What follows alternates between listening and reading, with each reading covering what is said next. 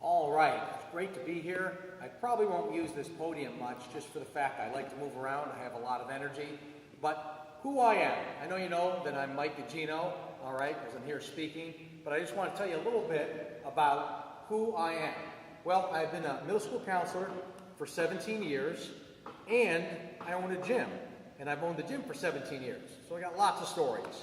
One of the stories I really like in middle school counseling, or in counseling, was this one boy comes to my office and says, I really want to know what my grade point average is. Sure, so we check it out, and I looked at it, and I was like, wow. Out of 287 kids, you are 284th on the list. And then there was a pause. He goes, is that good? I said, not so much.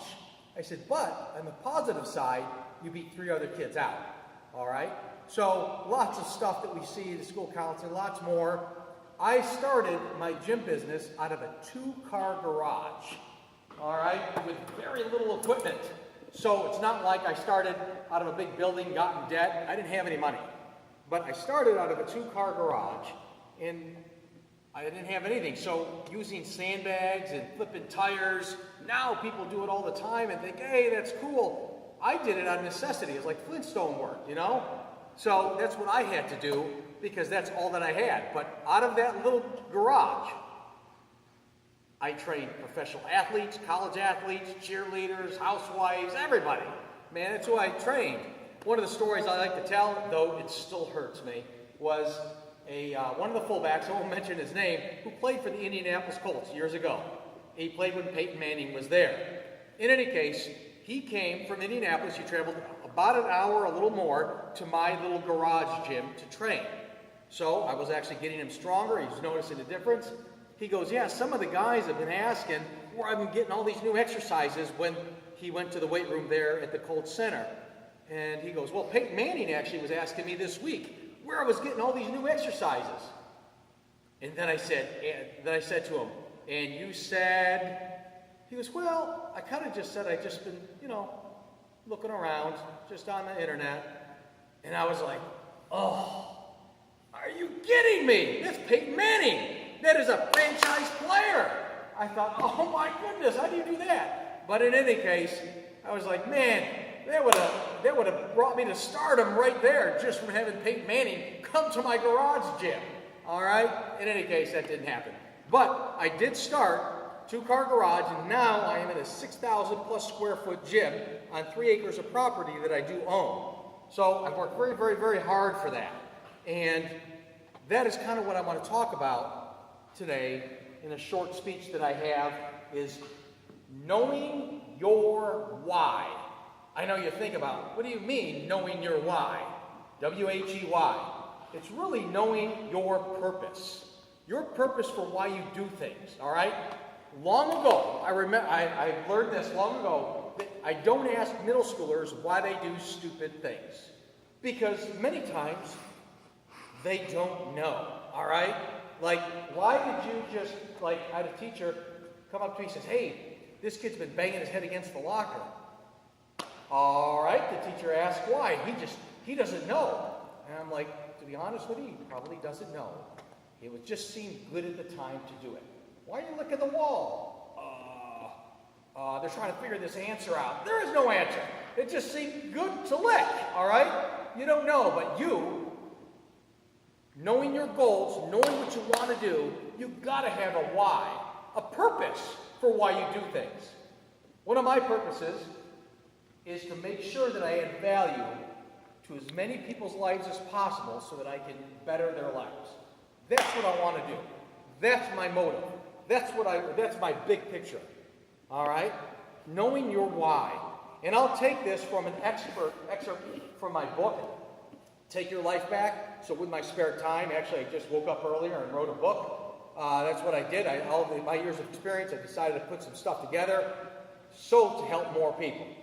Well, one, know your why. That's what you want. You want to know your why. But really, a couple things go with that. One, it has to be big. You cannot have a why, a small why. Because when life goes sideways on you, the dark times, if you have just a little why of you do things, it's not going to work for you. You know, I like the banjo. I really do. I have a banjo. It's a happy instrument.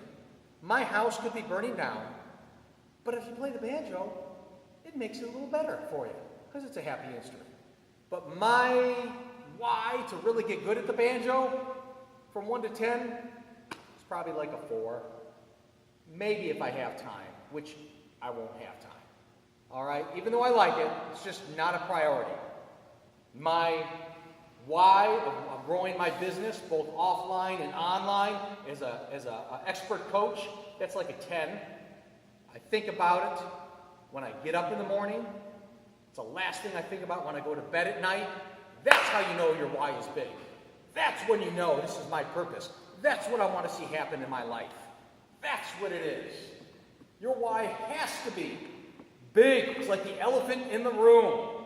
Can't miss that. Your why has to be that big. Because I am telling you, when you're stuck in the valley for a little while, you know, you need that why to keep you through, realizing, why am I doing this? What's my purpose? You gotta know it. You know what? People think, I can't wait to climb the mountain. Climbing the mountain's not that easy. You know, last time I checked. You know, you don't get a helicopter ride on top of the mountain. You have to climb it. People forget that. Know your why. Make sure your why is big. Very big. Because the bigger the why, the more chance you'll be successful. It's super important. You cannot be successful without a why. How do I know this? Think about this. I've had so many people, they want to lose weight, start a business, do this, and they ask my help or advice.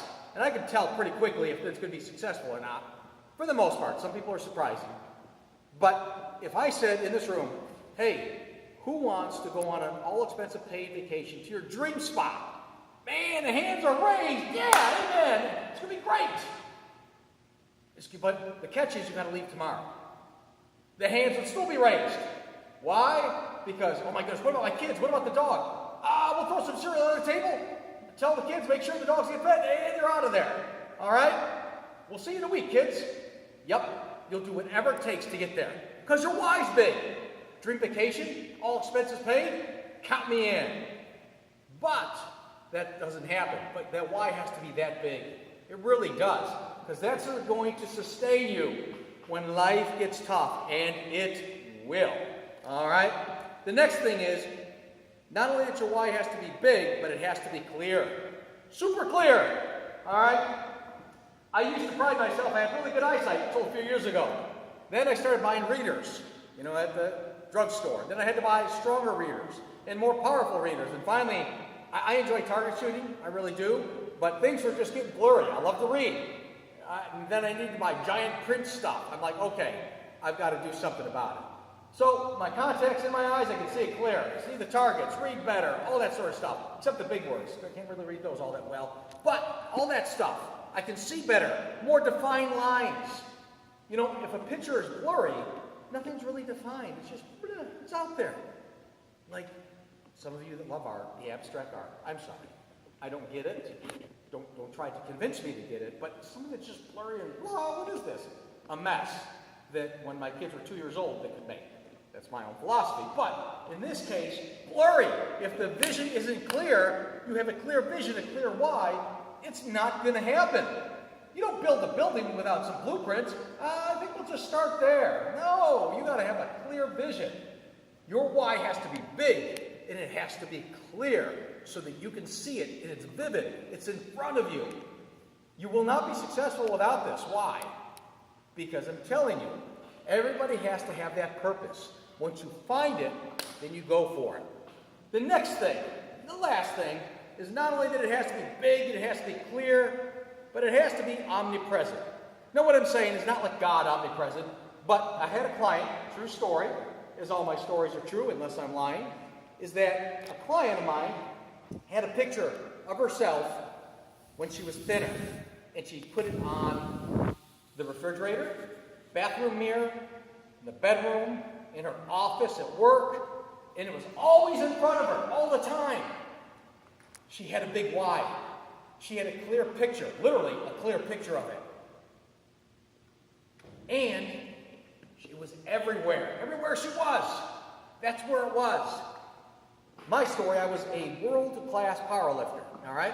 One of the years, actually every time when I competed for several years, but one of the years, you know, I was just really doing very, very well. And I wrote down, because I've learned this principle years ago, my numbers. In powerlifting, you have a bench, a squat, and a deadlift. And what you do is they total those together, and then whoever has the biggest total wins. All right? But I put them on a big poster board, and I wrote them on paper, and I always thought about this is what I need to do. Because my goal was to make the all-time record list. All-time record list. And I did. I was on the 15th time all-record list in powerlifting. One of the years, I was second in the nation and fourth in the world. Well, one of the major magazines, powerlifting magazines, listed the top 100 in the nation for that year. So I was super excited. I knew my total was really, really good. It was over 10 times my body weight, so I was like super excited. And I looked through the list. All right, the first one, all right, the third, the second one. I look at the second place, I'm like, my total is better than him. So I called the magazine, the editor up, I said, I think there was a mistake. And the guy goes, I guess we forgot you. I was like, oh, that was my best year. And, you know, I could see you forgetting 67th place, all right, or 82nd. But number 2, you forgot the number 2 spot. All right, I'm not really bitter over that. I'm good with it. I'm not so bitter anymore. But he goes, well, we'll just send you a certificate. Thank you. All right, I wanted to be on the top 100 list, but they had to put me in honorable mentions the next month. We forgot Mike Gugino, all right? But those goals were super vivid. They were big, they were clear, and they were everywhere. I wrote them down. So being successful, first step is to make sure you know your why. Make your why big, make it clear, all right? It has to be clear, and make it everywhere you want it. All over. I mean, you have to post pictures, write it down. That's what you need to do. In closing, though, those 3 things, those things that I've mentioned, are going to carry you through when the dark times come. And unfortunately, they will, because we're all going to eat crap sandwiches eventually. And you're like, oh my goodness, this doesn't taste good. Of course not, it's crap. But it does happen. But when you have your big why, and you got it clear, it's big, and it's everywhere, you are still going, you're still moving forward. That's what I want you to get, realizing we have to continue to move forward with our goals, because there will be resistance and there will be struggles. That's life. But in the end, you have your why, it's huge. It's your why. It's your ownership of it. And you got to be proud of that why, and then you take care of it. That's your purpose. Anyways, hey, thank you so much for your time, and I appreciate it. Good night.